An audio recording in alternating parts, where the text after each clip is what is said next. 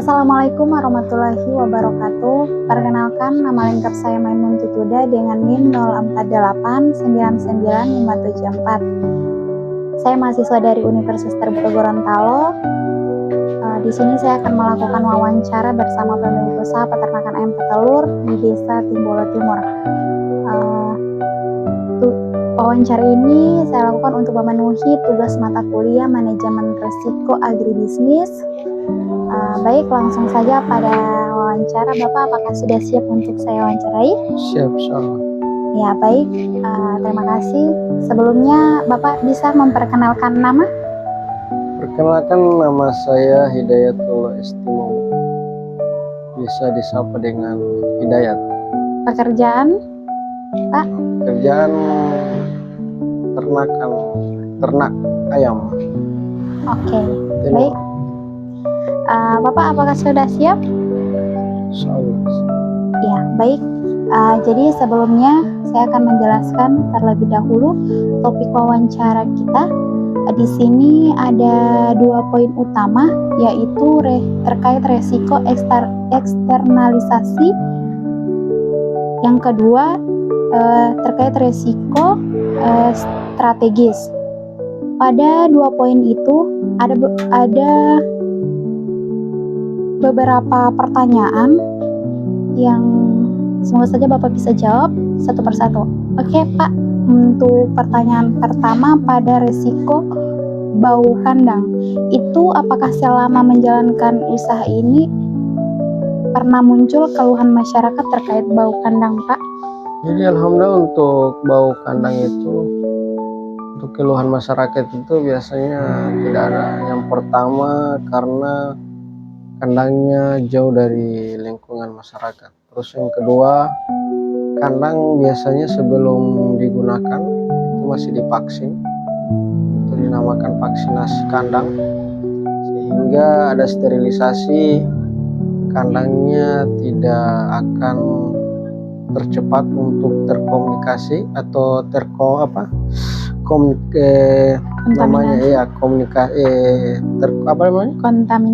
kontaminasi dengan berbagai hal penyakit, karena itu sudah dicegah lebih awal. Jadi seperti itu. Ya, baik. Terima kasih. Untuk pertanyaan kedua, seberapa sering Pak untuk pembersihan kandang dan pengeluaran kotoran dilakukan? Jadi kalau untuk pembersihan kandang itu sebelum diisi kandangnya itu dibersihkan dulu, disterilkan. Terus setelah itu mungkin berapa masa ke depan, ketika umur ayam sudah berapa bulan menjelang, nanti kotoran itu kan semakin banyak, maka itu kandangnya akan dibersihkan lagi, akan menggunakan dengan Baiklin, disemprot bekas kotorannya supaya bakteri-bakteri itu langsung tidak menyebar di lingkungan sekitar kandang tersebut. Oke. Baik, kita masuk pada pertanyaan poin kedua, untuk risiko limbah padat dan cair. Bagaimana Pak untuk prosedur pengelolaan limbah kotoran ayam di peternakan, Bapak? Kalau untuk pengolahan limbah ternak itu kadang biasanya diambil, bisa juga ketika diambil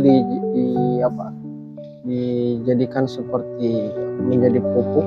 Biasanya tahapannya itu ada untuk menjadi pengolahan kotoran ternak ayam menjadi suatu ekonomis yang bernama pupuk, sehingga bahkan dapat menguntungkan bagi pihak kandang dan pihak daripada orang yang memiliki tanaman. Seperti itu. Jadi tidak ada ruginya.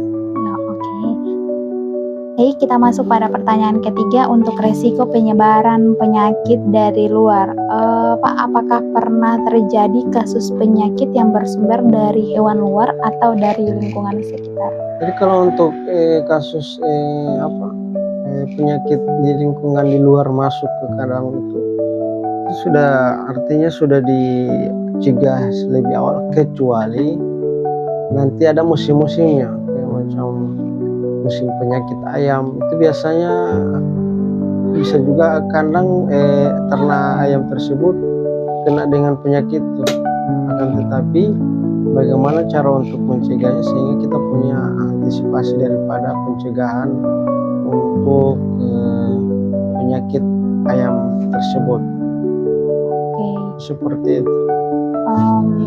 Baik, kita lanjut ke pertanyaan kedua. Bagaimana Pak jadwal vaksinasi dan pemeriksaan kesehatan? Apakah ada kendala dalam? Kalau untuk vaksinasi ternak itu dilakukan ketika masih pembibitan, jadi umurnya berapa minggu divaksin menggunakan dengan suntikan. Nah, dari situ kita sudah bisa melihat, karena kalau sudah divaksin seperti itu nanti daya tahan daripada tubuh ternak hewan tersebut itu semakin kuat sehingga tidak gampang kontaminasi dengan penyakit-penyakit yang ada di luar maupun yang di dalam. Jadi seperti itu. Oke, kita masuk pada pertanyaan keempat, resiko sosial masyarakat.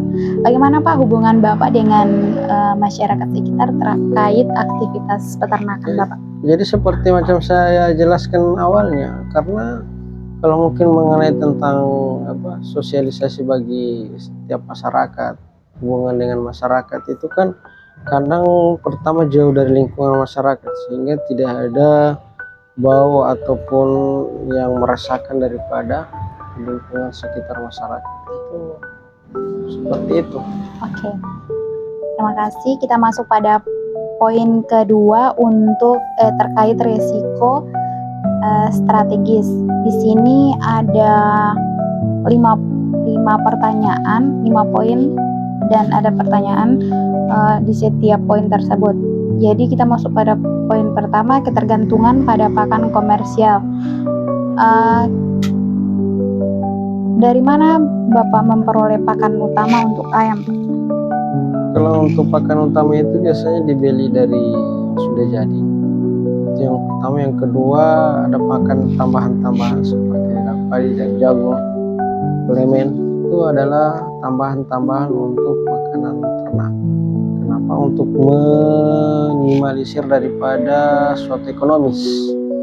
Seperti itu. Karena kalau harga daripada pakan dari toko atau yang sudah jadi itu biasanya mahal karena ukurannya pas-pasan. Akan tetapi ketika kalau kita melakukan untuk pakan yang dibuat sendiri itu ada keuntungannya. Salah satu keuntungannya liternya terlalu banyak, nanti pasukannya makanannya itu akan bisa dimaksimalkan seperti itu.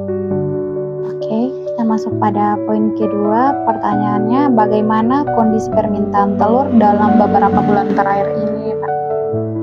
Ya, alhamdulillah biasa-biasa. Mungkin ada peningkatan sedikit mengenai tentang permintaan telur. Biasanya kalau telurnya diantar-antar di warung, kayak macam istilahkan kampas ya, diantar-antar. Tapi sekarang ada yang dari luar langsung datang ke kandang untuk mengambil daripada pasokan telur tersebut. Itu yang beberapa bulan ini.